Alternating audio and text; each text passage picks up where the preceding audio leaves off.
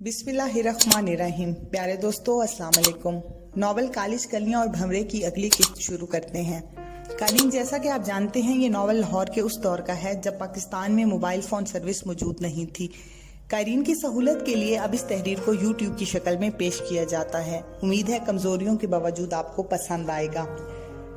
हंजला ने कहा, अगर कोई शख्स ऐसा नहीं करता तो वो बेगैरत है जो सुकून और अमन के बदले अपनी इज्जत का सौदा करता है। फिर हंजला निगत से मुखातिब होकर बोला, तो मेरी जान निगत, जिस चीज की जिंदगी भर मैं मुखालफत करता रहा हूँ उस पर अब आकर मैं अमल करूँ, ऐसा कभी नहीं हो सकता। मैं तुमसे इस बात पर एक बार फिर अहद करता हूँ कि मैं जरूर इंस्पेक्टर से बदला लूंगा और इंशाल्लाह बहुत जल्द। ये बातें करते हुए फरते जज्बात से उसका गुलाबी चेहरा सुर्खी माइल हो गया। निगत हैरान थी कि वो बदले के मामले में इतनी शिद्दत से संजीदा है। वो मोहब्बत भरे अंदाज में बोली, मेरी जान, आप जो भी कहें मुझे हर अंदाज में अजीज हैं, जहाँ भी चाहें आजमा लें, मेरी जान आपके लिए हाजिर है। फिर वो उसकी आंखों में झांकते हुए बोली, लेकिन एक बात का अफसोस मुझे ताहयात रहेगा। ये कहकर वो चुप हो गई। हंजला उसकी तरफ हैरान होकर देखने लगा। फिर बोला, मसला क्या है, क्या बात हुई, क्या मुझसे कोई गलती हो गई, मुझे बताओ। वो बोली, बात कह रही हूँ, आप नाराज तो नहीं होंगे। कई दिनों से दिल में एक बात चुभ रही है। कई बार सोचा कि आपको कह दूं, मगर फिर चुप हो जाती हूँ। हंजला बेताबी से बोला, तुम जरूर कहो, अगर मेरी गलती हुई तो मैं माफी भी मांग लूंगा और तलाफी की भी कोशिश करूंगा। तुम मुझे जरूर बताओ, मुझे उलझन हो रही है। वो कहने लगी, जब आप मुझे इतना चाहते हैं, मेरे कुर्ब से इतने खुश होते हैं, मेरे पहलू में बैठते हैं तो घंटों गुजार देते हैं, फिर आपका दिल वो क्यों नहीं कहता जो मेरा दिल कहता है। ये कहकर वो चुप हो गई और उदास नजरों से इसकी तरफ देखने लगी। हंजला बोला, तुम्हारा दिल क्या कहता है जो मेरा दिल नहीं कहता? खुलकर बात करो, मुझे बात समझ नहीं आई। वो सर्द आह कर बोली, आपने कभी ये नहीं कहा कि आई लव यू, कभी ये नहीं कहा कि हम एक हो जाएं। मेरा दिल ये अल्फाज सुनने को तरस गया है। अगर एक दफ़ा कह दे तो मैं तमाम उम्र आपकी बनकर गुजार दूंगी। हंजला, मैंने आपसे बहुत मोहब्बत की है, आपको पूजा है, मैं चाहती हूँ हमेशा आपके कदमों में रहूं। उसने जब बोलना शुरू किया तो बोलती गई। उसने तेजी से सब कुछ चंद सांसों में कह दिया। हंजला गुमसुम उसकी बातें सुनता रहा। वो इस किस्म की बातें सुनने के लिए तैयार नहीं था। उसे रंज हुआ। वो खुद को मुजरिम समझते हुए सोचने लगा कि बेचारी किस बेताबी से ये अल्फाज सुनने की मुंतजिर है और न जाने कब से और किस मोहब्बत से उम्र भर का साथ दे रही है और मांग रही है। कुछ लम्हों तक इन सोचों में गुम रहा। उसकी समझ में नहीं आया कि वो क्या कहे। फिर सोचकर बोलने लगा, निगत, तुम बहुत प्यारी हो, इस बात में कोई शक नहीं कि मुझे तुम्हारे गुर्ब में गुजारे जाने वाला वक्त बहुत अजीज है। मैं तुम्हें चाहता हूँ। तुम शायद गौर ना किया हो, मैं पहले भी इस बात का कई मर्तबा इजहार कर चुका हूँ। अपनी बात मुकम्मल करके चुप हुआ तो निगत चेहरा उठाकर उसकी तरफ देखते हुए बोली, अगर ऐसी बात है तो फिर हम एक क्यों नहीं हो जाते? क्या तुम हमेशा के लिए एक होकर हम सफर नहीं बन सकते? इसके सवाल पर हंजला सटपटा सा गया। ये हकीकत थी कि इसके कुर्ब में खुश रहने के बावजूद वो उससे ये बात कभी ना कह सका और ना कोई इशारा दिया। वो चुप रहा और उसको चुप देखकर वो बोली, मेरी इतनी किस्मत कहाँ कि मेरी कान ऐसी बातें सुने। बहरहाल दिल में खलश थी जो बहुत अरसे से तंग कर रही थी और मैं सोचती थी आपके करीब भी आकर ये बात कहूँ, लेकिन मुझे ये सब अच्छा नहीं लगता था। आपसे दिल की कोई बात छुपाऊं। आप नाराज तो नहीं हुए क्योंकि मैंने सब कुछ आपको कह दिया?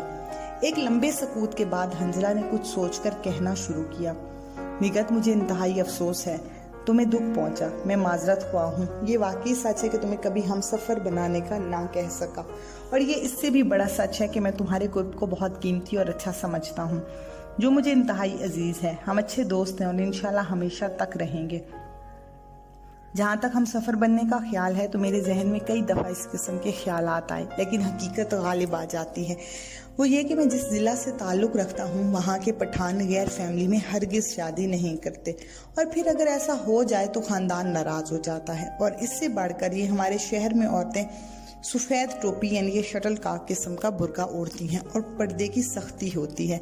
तुम जो इस माहौल में रहती हो वहाँ पर चार दीवारी में बिल्कुल बंद रहना तुम्हारे लिए बहुत मुश्किल बल्कि नामुमकिन हो जाएगा। उसने मजीद कहा, हमारे घरों में औरतें रेडियो और टेप रिकॉर्डर पर गाने नहीं सुन सकती। शादियों में औरतें और मर्द अलहदा होते हैं। अगर कभी किसी को काम करने के लिए घर की छत पर चढ़ना हो तो पहले तमाम करीबी घरों में इत्तला दी जाती है और फिर कई मर्तबा बुलंद आवाज में पर्दा करने का ऐलान किया जाता है।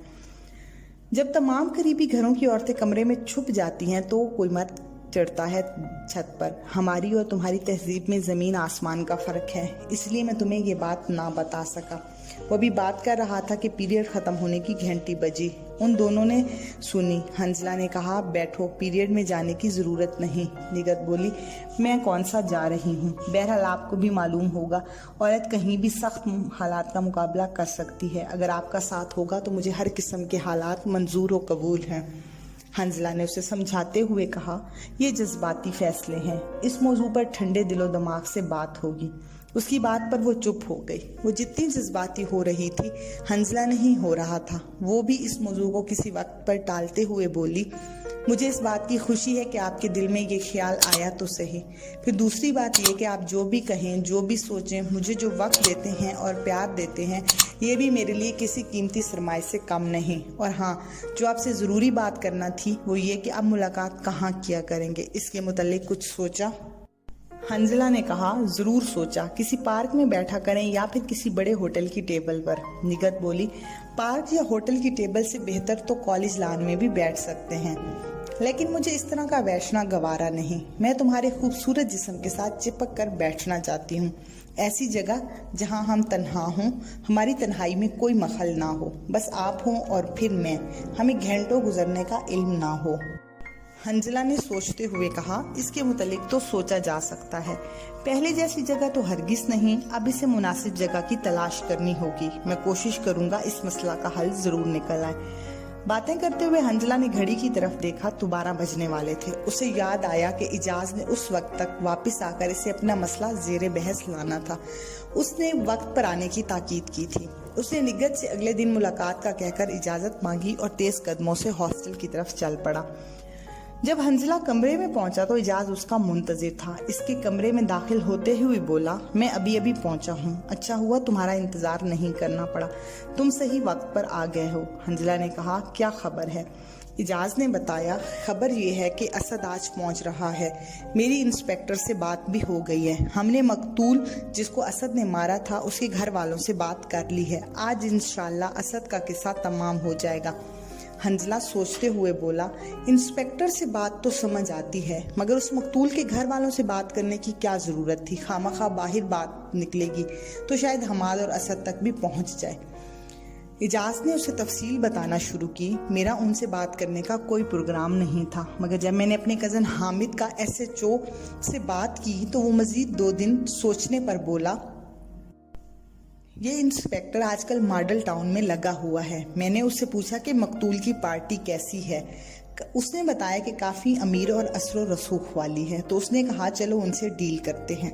फिर हम मकतूल के वालिद के पास गए। हामिद ने उससे साफ साफ बात की कि वो इसके बेटे के कातिल को अगर जिंदा गिरफ्तार करे तो शायद अदालत से बच जाए और अदालतों की ख़वारिज, जलालत और अखराजात भी नहीं करने पड़ेंगे। इसलिए अगर वो चाहें तो असद को कत्ल कर दे तो इसका क्या इनाम देंगे।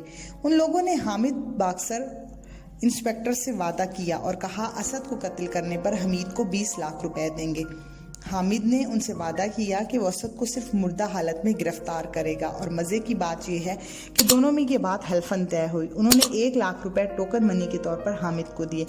अब हामिद ने असद के मुतवक्का ठिकानों के इर्द गिर्द अपने बाएतमाद सादी फैला दी और अपना एक बंदा उसकी मिनिस्टर की निगरानी पर लगा दिया। ये काम तो तमाम हो गया। अभी सबसे बड़ा काम यह है कि हामिद बाक्सर इंस्पेक्टर हमाद के टेलीफोन से मुतल्लिका एक्सचेंज के ऑपरेटर के पास गया। अगर वो एतमाद में आ गया तो वो हमाद के टेलीफोन पर होने वाली तमाम बातें हामिद को बताता रहेगा और यूं असद की नकलो हमल का पता चलता रहेगा। फिर वो लोग किसी वक्त भी हमला कर सकते हैं। हंजला बोला, तुमने कल से इस प्रोग्राम पर अमल शुरू किया है और आज तकरीबन सारे इंतजामात कर लिए हैं। मेरा दिमाग कहता है कि कहीं खला ना रह जाए। वैसे एक दिन मैं हामिद बास्कर और इंस्पेक्टर से बात करना चाहता हूँ, फिर अपने बंदों को फैलाना। ये सारा काम इतनी जल्दी में कहीं कच्चा ना हो जाए। इजाज ने कहा, इंस्पेक्टर हामिद से तो काफ़ी अरसा पहले बात हो चुकी थी। वो खुश है कि वो एक मफरूर को मारकर उसको सरकारी इनाम मिलेगा। और उसकी सर्विस में भी लिखा जाएगा। और दूसरा ये कि वो मेरा कज़न है, मेरा दुश्मन, उसका दुश्मन। मेरे वालिद साहब अक्सर उसकी पसंद की जगह पर तैनात कराते हैं, जिसकी वजह से वो एहसानमंद है। और मजीद ये कि उसने इन 2 फायदों के अलावा अपनी पैदागिरी भी निकाल ली है। मकतूल पार्टी से भी मिठाई लेकर चंद लाख रुपए ले लेगा। यार, ये पुलिस वाले बड़े पैदागीर होते हैं। ये काम भी खुद कर सकता था, मगर हामिद की जिद है कि वो ये काम करेगा, वरना मेरे पास बंदों की कमी नहीं। अभी वो यही बात कर रहे थे कि चौकीदार ने आकर बताया इजाज का टेलीफोन है। इजाज फोन सुनने गया और कुछ देर बाद वापस आया तो उसने बताया कि हमीद ने टेलीफोन ऑपरेटर के जरिए मुखबिर का इरादा तर्क कर दिया है, क्योंकि इस तरह मंसूबे के राज फाश होने का खतरा है। इजाज ने कुछ सोचते हुए कहा, जी तो दोस्तों, आज की किस्त यहीं तक थी। नावल का बकिया हिस्सा आप अगली किस्त में पढ़ और सुन सकते हैं। इजाजत दीजिए, अल्लाह हाफिज।